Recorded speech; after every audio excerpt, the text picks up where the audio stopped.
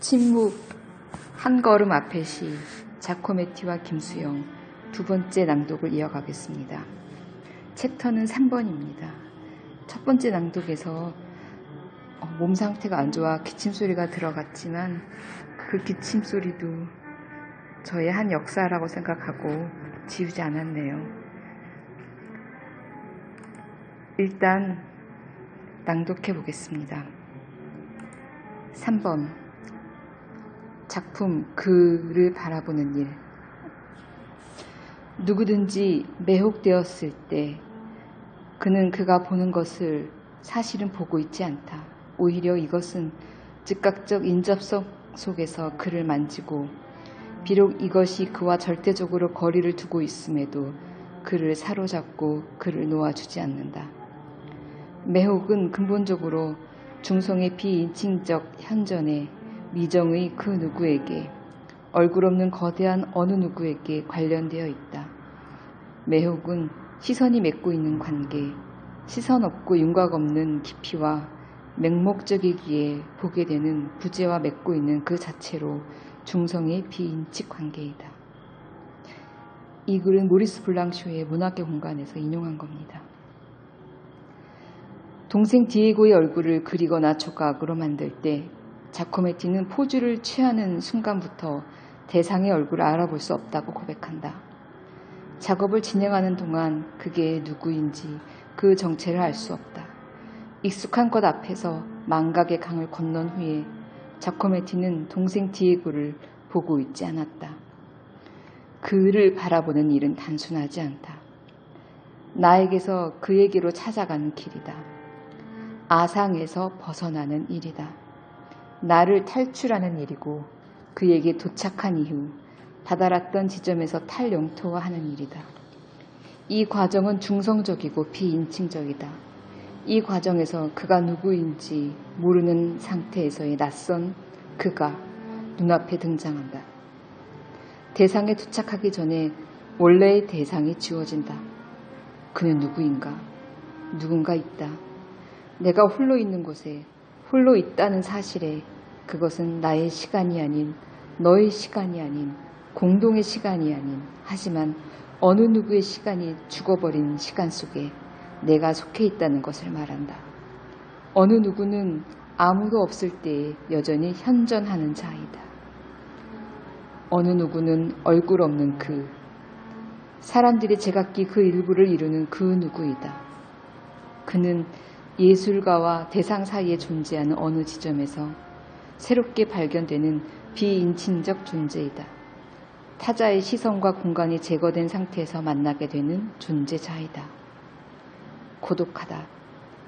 어느 누구도 아닌 자가 된 나, 타자가 된 타인을 발견하러 가는 과정에서 만난 누군가는 공간 속에 침묵을 들이운다.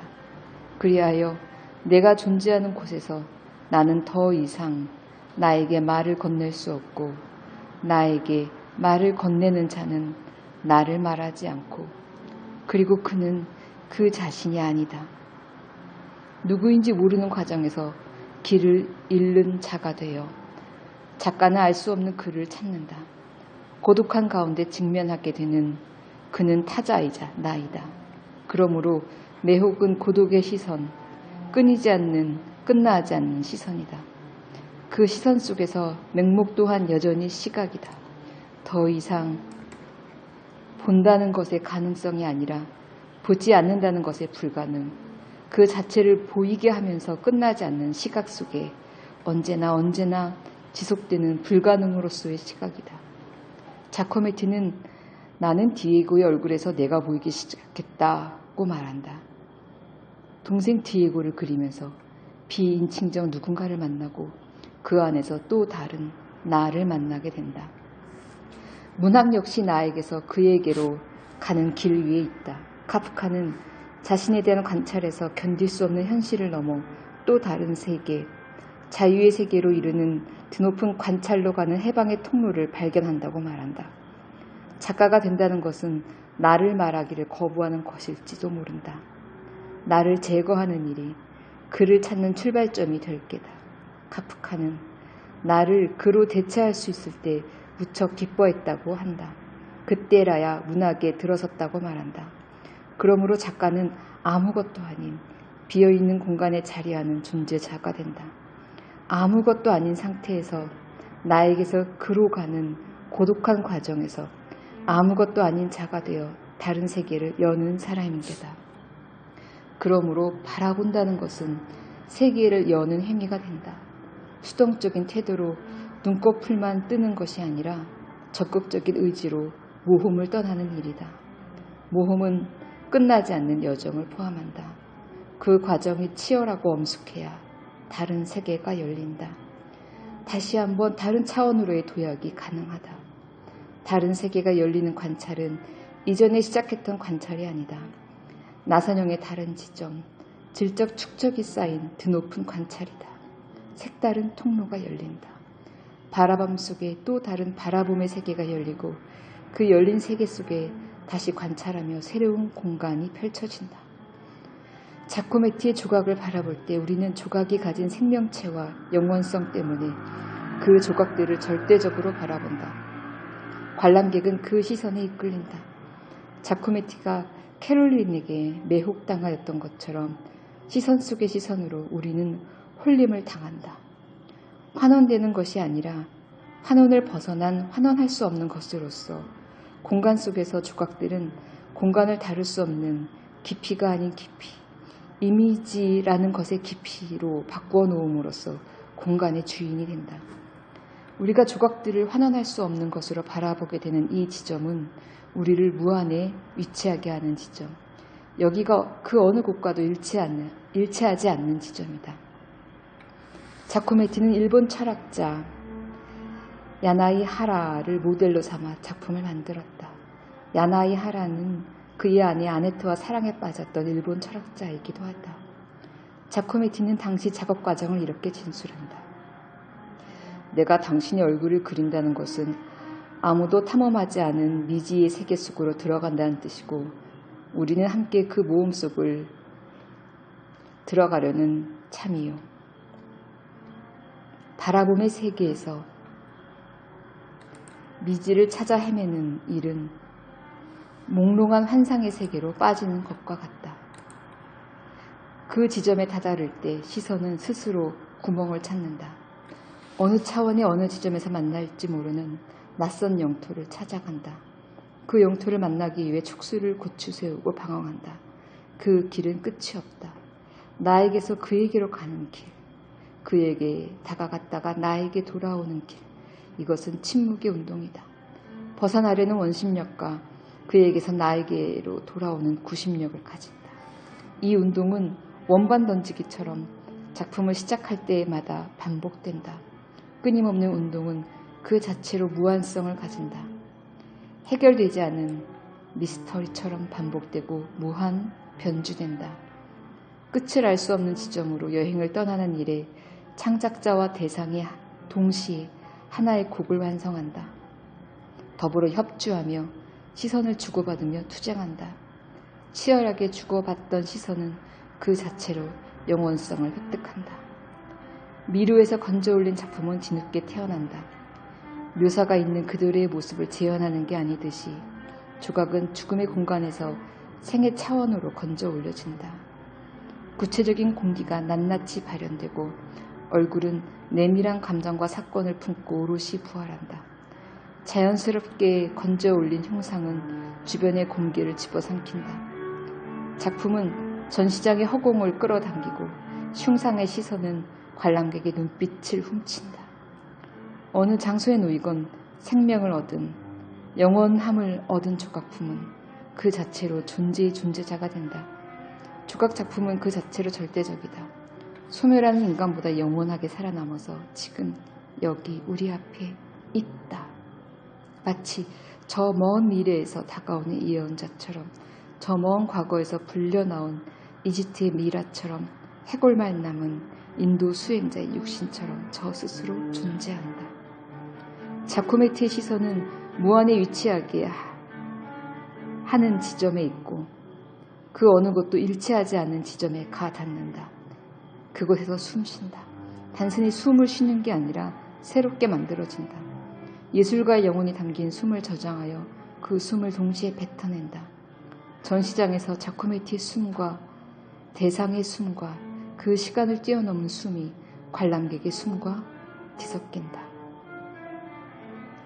작가는 그에게로 향하는 객관적 시선과 외부의 시선을 갖기 위해 저 멀리 다른 차원의 운동을 하면서 천천히 자신의 몸으로 돌아온다.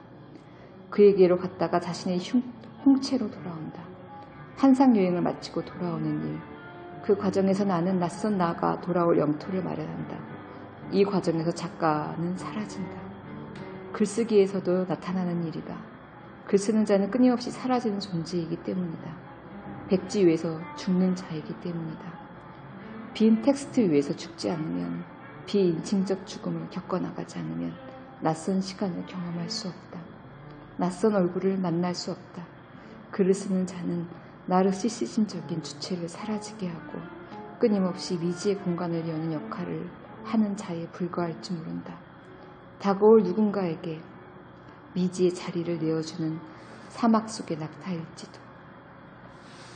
4. 김수영. 말하긴 했지만 보이지 않을 것이다. 이 지음에서 시인 김수영을 이야기해야겠다. 김수영은 앞선 연구자들이 밝혀왔듯이 자코메티적 발견을 말해왔다. 시인 김수영의 후기 시세기의 변모 과정에서 결정적인 열쇠를 쥐고 있는 부분이다. 이 과정은 구체에서 추상으로 다시 구체의 세계로 돌아오는 사유의 경로를 보인다. 연극, 구상, 이런 것을 미워하기 시작하면서부터 나는 다시 추상을 도입시킨 작품을 실험했다. 그러면서도 아직도 드라마를 포기할 단계를 못한 것 같으나 되도록 자연스럽게 되고 싶다고 말한다. 이 사유의 변곡점들은 자코메티가 구상에서 추상으로 넘어갔다가 다시 구상으로 돌아오는 과정과 겹쳐진다. 원래 연극 배우이기도 했던 김수영은 그의 초기 시세계에 연극성이 반영되어 있다. 그는 연극성에 매료되었다고 고백하면서 연극성의 요체를 풍자와 구상성으로 정리하여 설명한다. 김수영은 역시 스토리다. 하나의 스토리다. 하면서 슈페르비엘의 작품을 좋아하는 이유가 점잖은 주제를 취급하면서도 속치와 악의를 담고 있는 점을 든다. 스토리성을 온몸으로 끌어안은 화자는 무대 위에서 연극 대사를 펼치는 배우가 된다. 속과 아를 공존시키고 갈등이 드러나고 이질적인 것이 함께한다.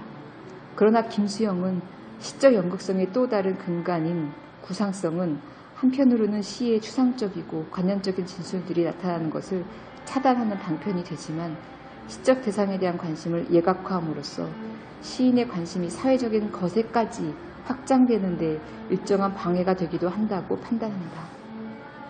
온몸을 밀고 나갔던 시인은 이상을 밀고 나가야 했다. 즉 실천은 윤리적인 것 이상의 작품의 이미지에까지 강력한 영향을 끼치는 것이어야 했다.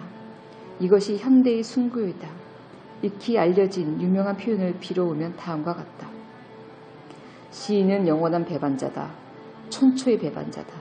그 자신을 배반하고 그 자신을 배반한 그 자신을 배반하고 그 자신을 배반한 그 자신을 배반한 그 자신을 배반하고 이렇게 무한히 배반하는 배반자, 배반을 배반하는 배반자, 이렇게 무한히 배반하는 배반자다.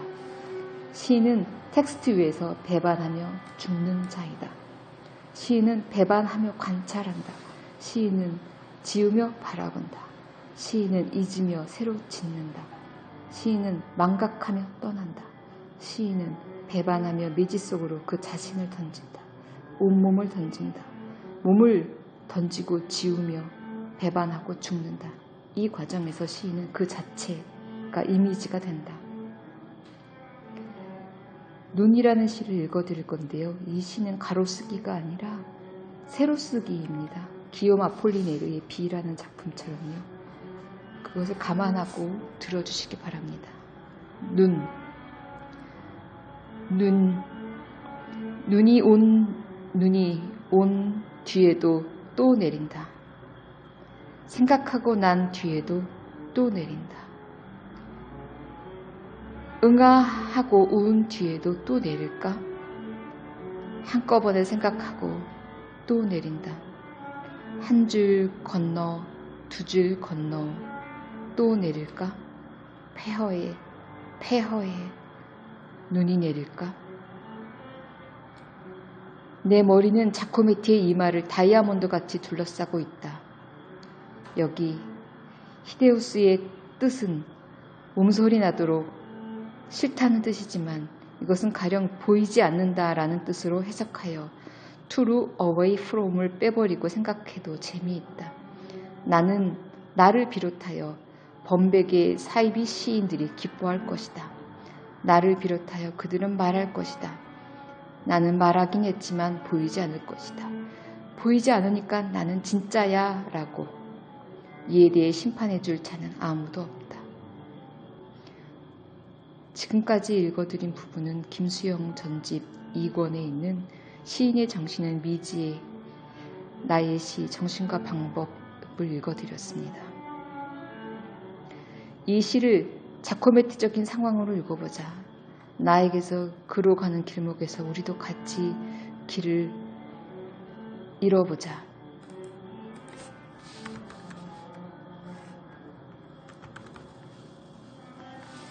눈은 자코메티의 시선이자 바라봄이 될 수 있다. 시적 주체는 발화하지만 전면에 보이지 않는다. 텍스트 위에 내리는 눈은 눈목의 눈이 될 수 있다. 눈은 사라지는 주체, 소멸하는 화자가 될 수 있다. 눈은 미지의 세계로 나아가려는 망각의 강을 건너는 시적 주체에 이어도 된다. 눈은 그대에게 가 닿으려는 온몸이어도 좋다. 이 모든 것들이 내리고 또 내린다. 이 모든 것들이 생각 뒤에, 생각 속에, 생각 위에 내린다. 나는 사라지고 소리가 남는다. 사라지며 흔적이 남는다. 사라지는 흔적 위에 다른 형태가 태어난다. 새로 태어난 아기가 울음울듯이 응아 하고 내리고 이 모든 것들이 앞뒤 가리지 않고 한꺼번에 내린다. 그러나 이 모든 상황은 폐허 위에서 진행되는 사건이다. 폐허가 될 수밖에 없는 이유는 그것이 죽음을 상정하고 있기 때문이다.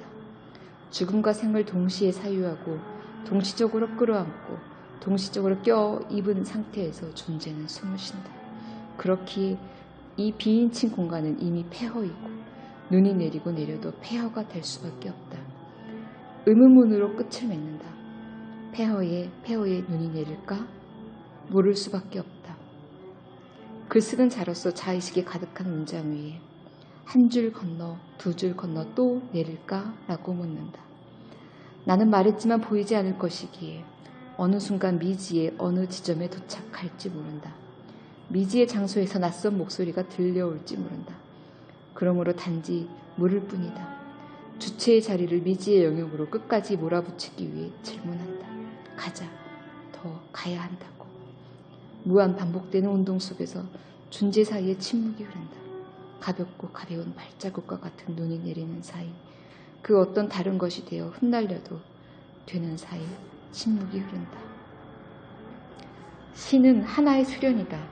이 수련은 정신이고 정신의 순수함이며 모든 것과 맞바꿀 수 있는 이 공허한 능력으로서의 의식이 실제적 능력이 되고 이 조합의 무한성과 조직의 범위를 엄격한 한계 내에 가두는 순수한 지점이 된다.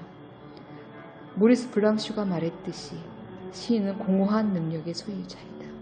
시인은 쓸모없는 것들에 목숨을 건다. 한 문장을 위하여 온 시간을 불태운다. 그것을 정신의 순수함으로 표현할 수 있다면 그것을 바꿔 말하면 어떤 한계에 부딪히는 존재라는 뜻이 된다. 무너지는 것도 능력이다. 그리고 다시 걸으면 된다. 일어서는 일, 스스로 상처를 지워내는 일, 버리는 일. 그래서 터질 듯이 가득 채운 그림에서 자코메티는 숱한 선을 지운다. 지워지고 제거되는 허공을 만들고 자신의 지식과 경험을 비운다. 지우고 지우며 무가 된다. 그 아무것도 아닌 것을 백지 위에 담으려고 한다. 몇 개의 선들이 가볍게 중첩되면서 저절로 충만해진다. 결핍을 드러내면서 살아있다. 캐롤린의 그림처럼 가장 사랑하는 대상에서 죽음을 중첩시킨다. 우연인 듯 필연인 듯 각자의 존재 의미를 현존에 있지 않은 다른 자리로 슬쩍 위치 이동시킨다.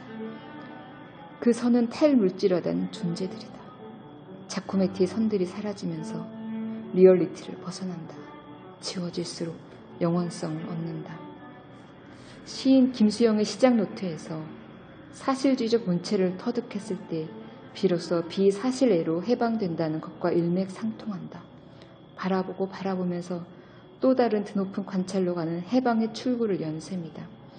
그 시선에 거리를 두고 있기 때문에, 멀어지며 바라보기 때문에 관람객이 일부러 거리를 두고 10발짝 뒤로 물러서지 않아도 된다. 영원성을 획득한 것 같으면서도 가볍게 사라져버린 눈송이처럼 자코메티의 대상들은 탈물질화된 빈 진적 공간에 위치한다. 작품의 시선은 투명하다. 사라져 버릴 것만 같지만 뒤돌아서자마자 나타나는 환영처럼 어디선가 출현한다. 웃음이 난다. 이 웃음의 느낌, 이것이 양심일 것이다. 나는 또 자코메티에게로 돌아와 버렸다. 챕터 5번 실패, 먼저와 기다린다. 지금 읽어드릴 인용은 김수영 전집 부분입니다. 시작 노트 6이죠. 나의 진정한 비밀은 나의 생명밖에 없다. 그리고 내가 참말로 꾀하고 있는 것은 침묵이다. 이 침묵을 지키기 위해서라면 어떤 희생을 치러도 좋다. 그대의 박해를 감수하는 것도 물론 이 때문이다. 시인 김수영은 나는 번역에 지나치게 열중해 있다. 내 시의 비밀은 내 번역을 보면 안다고 말한 적이 있다. 그러고 보면 시작 노트 6에 시인 김수영은 비밀을 2개나 고백한 셈이다. 하나는 번역의 문제, 또 다른 하나는 생명의 문제이다. 그리고 생명이라는 단어를 자코메티의 시선의 깨달음과 연결지어 생각해 볼 필요가 있다. 모든 것은 사라져도 영원히 살아남을 수 있는 유일한 것이 바로 시선이라는 깨달음 말이다. 김수영이 말한 생명이라 함은 영원하게 살아남을 수 있음을 말하는 게 아닐까 한다. 자코메티가 이 깨달음 이후에 자신의 그림에서 선을 지우듯이, 선을 지운 자리에 침묵을 들이우듯이, 영원한 공기가 흉상을 감싸고 돌듯이 영원성을 얻듯이 김수영 또한 이 과정을 진행하고 있다. 그의 비밀, 즉 나의 진정한 비밀은 나의 생명, 곧 영혼을 얻고자 함이고 참말로 꾀하고 있는 것은 낡은 형식일지라도 영국적인 방식이나 구상성을 탈피하더라도 시 안에 침묵을 모시는 일이다. 김수영 역시 지우개를 든다. 단어를 지우고 다소 분명했던 시적 주체의 자리를 지우고 거리를 두며 멀어진다. 멀어지는 일, 망각의 강을 건너는 일, 그리고 돌아오는 일. 김수영 시인이 외국어와 한국어 사이의 경계에 서 있었던 점을 보면 더욱 명확하게 파악할 수 있다. 번역은 한 언어와 다른 언어 사이에서 원심력과 구심력의 운동을 하는 작업이다. 모국어에서 멀어지면 외국어로 다가간다. 미지의 단어로 낯설어진 모국어의 세계로 돌아온다. 어떤 단어는 번역 불가능하여 자리를 찾지 못하고 방황한다. 미지의 또 다른 단어를 맥락에 따라 다른 자리에 놓아야 할 경우가 발생한다. 이렇게 번역은 가능성의 불가능성을 경험하며 사유의 자리에 타자의 단어들을 쌓는 일이다. 언어로 언어를 배반하며 이국의 감수성으로 자국의 감수성을 뒤집는다. 비슷한 범주의 단어를 두고 동질성을 찾으려고 하면 할수록 멀어지는 경험을 하는 이질적 덫을 작업과 같다. 이 과정에서 언어의 운동은 체득한 김수영은 천천히 후기 시세계의 변화 지점으로 이동한다. 침묵의 운동이다. 이것을 다른 말로 자코메티적 발견이라고 돌려 말해도 좋을 것이다. 사실 침묵의 발견일 것이다. 김수영이 일본어로 시작 노트를 쓰는 일 역시 자코메티처럼 시선에 멀어진 연습이다. 나로부터 출발하여 그에게로 가는 일이다. 번역은 이 운동의 또 다른 실천이다. 언어의 타자성을 체험하는 온몸의 왕복 운동이다. 이 운동은 끊임없는 실패를 전제로 한다. 제거하고 정리하며 침묵의 공간에 들어설 때 시인은 무너진다. 눈에 보이는 현실적 세계가 무너지는 경험을 하지 않은 작가는 예술가가 아니다. 현실적인 게 얼마나 빈약하고 허약한 울타리인지, 그것이 얼마나 착각과 교란을 담보하고 있는지 눈으로 체험해야 한다. 찰떡같이 믿었던 지식이 무너지는 경험을 해보는 일, 이미지가 사라지는 경험을 해보는 일, 그 가운데 사물이 새롭게 태어나는 것을 바라보는 일, 이 과정을 체험하는 예술가는 선물을 받는다. 실패는 즐거운 작업이 된다. 이질성과 동질성을 동시에 고려하면서도 역설의 과정을 즐길 수 있는 만큼 견딜 수 있는 작업이 된다. 작품을 읽고 보고 난 뒤에 감도는 침묵은 모험의 결과물이다. 침묵을 위해서라면 희생을 감수해도 된다는 것은 창작자가 미지의 순환 속에서 죽음과 두려움을 가로지르겠다는 것이다. 침묵은 과거와 미래의 시간을 중첩하고 생과 사의 경계에서 녹슨 칼날을 느리게 움직이는 운동이기 때문이다. 천근만근 무거운 칼을 휘두르며 공기를 느리게 정지시키는 일, 침묵을 끌고 다니는 예술 앞에 걸음을 멈추게 하는 일, 호흡을 가다듬는 일이다. 그 가운데에 관람객을 두고 우리가 끊임없이 성찰하게 하는 일, 독자의 상처를 건드리는 일, 이것이 성실한 시가 될 것이다. 자코메티와 김수영, 다른 길을 걸으며 비슷한 지점에 도착한다. 동생 디에고를 만든 흉상이든 아내 아네트를 만든 조각이든 캐롤린을 만든 작품이든 자코메티는 결국 나에게로 돌아온다. 몇 걸음 뒤로 물러서 보이는 거리감은 자코메티 자신의 알고 있는 대상과 이 거리감일지도 모른다.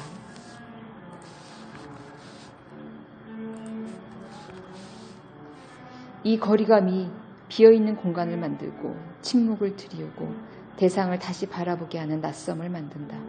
스스로 비어있게 한다. 블랙홀처럼 주변의 모든 사물을 지워가는 동안 침묵이 먼저 와 기다린다. 눈이 내리는 동안 동일성이 끊어지는 눈이 내리고 비연속적으로 흩날리는 동안 김수영은 고독을 앞당긴다. 침묵의 한 걸음 앞에 시가 되는 것이다. 미지의 공간으로 손님을 초대하는 일, 그것이 예술작품이 해야 할 일일 것이다. 자코메티와 김수영, 용기 있는 선택을 한 자들이다. 용기 있는 시선은 다른 방식으로 걷게 한다. 덜어내고 버리며 가볍게 걷는다. 그 걸음 속에 절망을 담고 시를 쓰며 그림을 그린다. 그리고 실패한다. 생사의 기준으로 사랑받고 이해받지 못하더라도 희생을 치르더라도 걷는다. 계속 걸어야 한다. 다음 작품을 위한 몸부림 정도의 절망일지라도 끊임없이 되풀이한다. 시인 김수영이 완전한 희생의 한 걸음 앞에 희생을 말하듯이 완성된 작품을 위한 한 걸음 앞에 절망이 필요하다. 맘 놓고 실패하는 이들이 있기에 지금 여기 우리와 딸깍 소리를 듣는다. 마지막 인용 문장은 자코메티의 글에서 가져왔습니다. 나에게 조각은 하나의 아름다운 물체가 아니라 내가 세상을 보는 것을 조금이나마 이해하기 위한 하나의 방법입니다. 인간이 생각을 하는 그 무엇이 나를 매료시키고 내 마음을 사로잡게 하는지 더 깊이 이해하기 위한 것입니다. 만약 내가 하는 이 일이 조금이나마 성공한다면 내 조각 작품은 내가 보는 것을 다른 이들에게 전하고 공감하며 소통하는 방법이 될 수 있을 것입니다. 이것으로 자코메티와 김수영을 함께 사랑과 침묵과 여백과 시선이라는 관점으로 다뤄본 침묵 한 걸음 앞의 시라는 글을 마치겠습니다. 첫 시도이지요. 이런 비평글을 낭독해서 유튜브에 올리는 것도 좀 부끄러운 일이긴 하지만 그래도 그냥 심심하게 심심치 않게 계속 해볼까 합니다. 끝까지 들어주셔서 감사합니다.